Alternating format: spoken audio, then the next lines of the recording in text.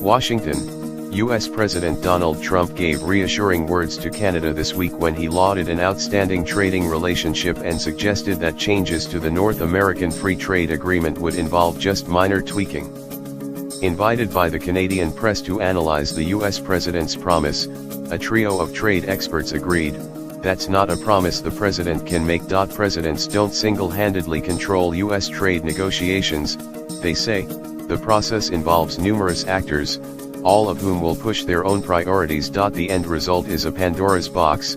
Either Trump keeps it closed, tinkering superficially with NAFTA through regulatory changes, or he opens it, and all sorts of issues start spilling out. Here are their views on why Trump's tweak talk could prove to be empty talk. Secretary for International Trade, author, senior fellow at the Peterson Institute for International Economics. It would be very unusual to do the tweaking without close consultation, foremost with the Congress, and secondly with the U.S. business community. That does open up the process. The notion that the administration might come in with just a few of its own ideas, whatever they cook up with the Commerce Department, and the White House's United States Trade Representative, without these consultations, really flies in the face of reality.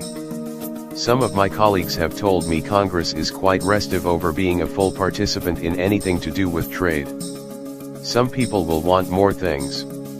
There will be a big demand on dairy, that's for sure. I don't know if Canada would consider that a tweak. Probably on the IP file. Probably the administration will go for a very restrictive position on softwood lumber.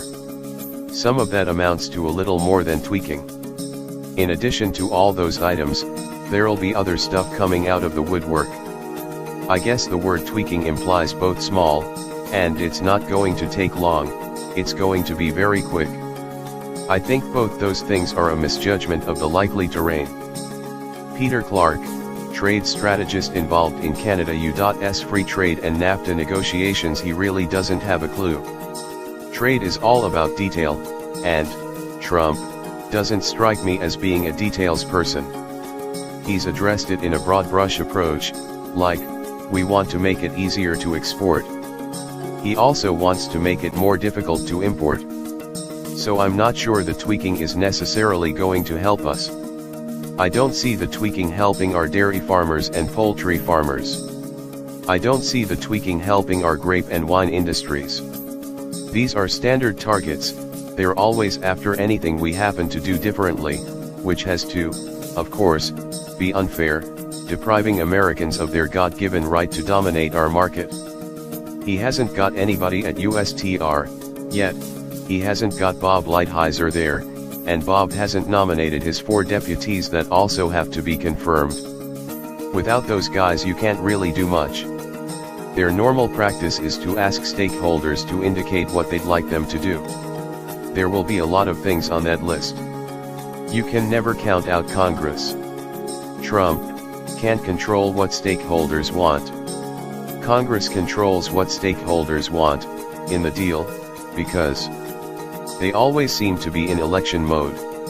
You get hit by surprises. New issues get traction. I can't anticipate what the problems are going to be, but there's going to be problems. That's a Pandora's box. Once you open it, everything's open. How can you say, we want to reopen NAFTA for you, and all you other guys, go play in the traffic? You can't do that. Mark Warner, Toronto trade lawyer who has worked in several countries with clients including the Ontario government. It all depends on what he means by tweak, and I think the initial Canadian reaction on Monday was a bit too exuberant. I think it was just a placeholder. Canada wants answers faster than he can give. Both Wilbur Ross and Gary Lighthizer have confirmation issues now, so when we push we will either get bumped like tweak, or you will be treated the same as Mexico. It is not clear to me how you tweak for Canada but make substantive changes for Mexico. Is that intended to bait Mexico into withdrawing, leaving Canada and the US to tweak by themselves? Or give grounds to Trump to terminate NAFTA and renegotiate the older Canada-U.S. free trade agreement, separately by just updating to NAFTA and TPP perhaps. If tweak means structural changes, then that probably means Trump has to go through the fast-track procedure.